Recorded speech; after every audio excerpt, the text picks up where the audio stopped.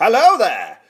This is Matt Gloss, and I've just travelled all the way back to Teesside because I did have a sports massage, but I'm also with my very two good friends, Terrence Tees-Derby and Ted Hanky, and we're going to be talking about 80s sex symbols. What do you think, guys? Hi, alright lads, it's me, your old pal, Terrence Tees-Derby. Teddy, I've told you before, man, you don't need to keep introducing yourself like a proper, like you're somebody important. You're not, man. What about you're just fans? Teddy. What about me fans, man? You don't even have any. Do you have one of those facey books? What? A what? A facey book? Oh man, our last looks after all, I don't know. Ah, you do right doing that, mate. Always let the last look after Well, that. You know what I mean? Guys, come on. We're going off track. Listen, I want to talk to you about 80s sex symbols. Who do you think in the 80s was the sexiest guy or gal? Let's discuss. All right. Well, I'll take over here, mate. Right. I was a big fan of that. What was he called? David Hasselhoff. Hey, Hasselhoff. Hey, he was the best man. Hasselhoff, yeah. I remember him in Baywatch. You know, he had tight shorts, man. It was class. Baywatch was the 90s. I'm thinking more, what's that one where they can talk to his watch and he go, oh man, come and pick us up from the pub, you know what I mean? I'm going to get back for the darts. Yeah, he was in some sort of American Capri. That was it, yeah. Night Rider, that's the one, yeah. I used to love watching Night Rider with David Hasselhoff. Thought he was brilliant in it. Did he have an helicopter as well? Nah, man, that's Airwolf. What about the bike then? That's Street Arc. What about that village in Yorkshire where everyone gossips about each other? Ah, man, that's Emmerdale Farm. He wasn't in that, was he? He wasn't in bloody Emmerdale Farm. I don't know, mate. Guys. Okay, so you're saying David Hasselhoff, not Hasselhoff, don't know where you got that from, was one of the sex symbols. Yeah, don't you be stopping your elocution lessons on my good mate Teddy. It's Hasselhoff. Hey, Matt. You don't even know. Don't get cocky with me, lad, because I will spark you right down. Yeah, I'm there'll telling be you now. slaps getting delivered. I'll be delivering them first class. The post hurts the most. Yeah, you know what I mean? Yeah, too right. Yeah, and he should know because he's done gubby jobs working for the postie. Yeah, I have. Right, all right, then we'll carry on then. Who was that wrestler who had like the blonde tash and he thought he had big python eyes? Yeah, Hogan. That's the one, man. Hulkamania's coming to town. You know what I mean? I'm known, Hulk Hogan. Tell you what, anyone who has an haircut like he should be in status corner, he's that big as well. He's like the ultimate man for me. Well, he had half an haircut, didn't he? It only grew from the back. Do you remember that boxing match when he chucked Rocky out the ring? No. He did, man. In the boxing match, we were watching it.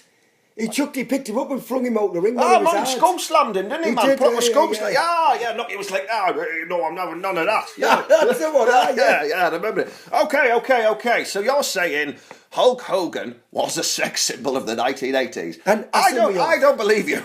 Yeah, say Hasselhoff. Say how it properly. Otherwise. And David Hasselhoff. Yeah. Can't believe I'm getting bullied. Okay, right. So Hasselhoff.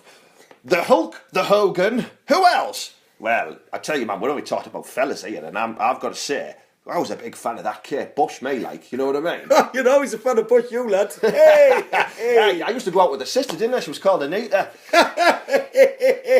See what I did there, Terry? I'm good at it. My mate used to give her an haircut with a trimming edge. Yeah, I like that now. I'm running down that road, I'm running up the hill. That song, you know what I mean? Far too much work for me, that, like. Beautiful lady. And who's that one who sang "We're the Kids in America"? Whoa! The one who used to work in the bingo? No, not Jolie. Oh, right, sorry. Kim Wilde, that's a man. Oh, man, she was. Kim Wilde's a man? No! Kim Wilde's a man? You said Kim Wilde, that's a man? Well, I'm getting a bit confused. I mean, Kim Wilde. Oh, man. Oh, right, sorry. Not Kim Wilde's a man. Oh, right, yeah. Kim Wilde, she did it for me. She still does, you know what I mean? Yeah, what are you trying to say? That you sort of have something going on with Kim Wilde? I'm not having none of this. Will you stop with all stamming your pint down near me? me. I'm having none of it. Sort him out, man. He's lying again. Okay. Right.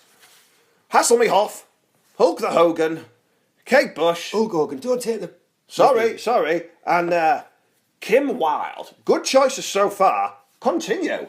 Yeah, well, what about that blondie? You know what I mean? What was she called? Debbie Harry. Whoa! Debbie Harry? Debbie Harry, man, you know, she did Atomic Blonde and all that type of stuff, man. Oh, well, She was, as the lads down the club say, fit as pie. Fit as pie. That's what they said on there. I thought it was that movie she was in. It was a party. It was called Dirty Harry, not Debbie Harry. Hey. Yeah, I got that on DVD off Blu-ray down at the club, you know. And yeah, he sorted that out for me. Right, guys. Okay, we're going off track now. Let's narrow it down to the top two. Can be a man, it can be a woman. Over to you. Well, I'm gonna jump in here, Matters, because I'm gonna tell you about a personal favourite of mine. Right, I'm a guy that, you know, I'm comfortable with my own sexuality. But I tell you what, your man Freddie Mercury, he was adored by women and he was adored by men. Was he really adored by women? Well, aye, man, look at him. Anyone with a tash is adored by women. Look at our great tashes, man. Come on, yeah. You know it makes sense. He was a good looking chap. He had a set of gnashes on him, mind, didn't he? I wouldn't like to bite off him. You know what I mean? Do you know what was more worrying? That big fella who was in EastEnders that played the guitar next to him. Oh, the one who used to go out with Dirty Dead, Brian May. He's probably my favourite. Right, I'm going to nail this on the head now, Matt. I'm telling you. Well, I've told you now. I'm telling you. What about Michael's? And I don't mean the wrestler Sean.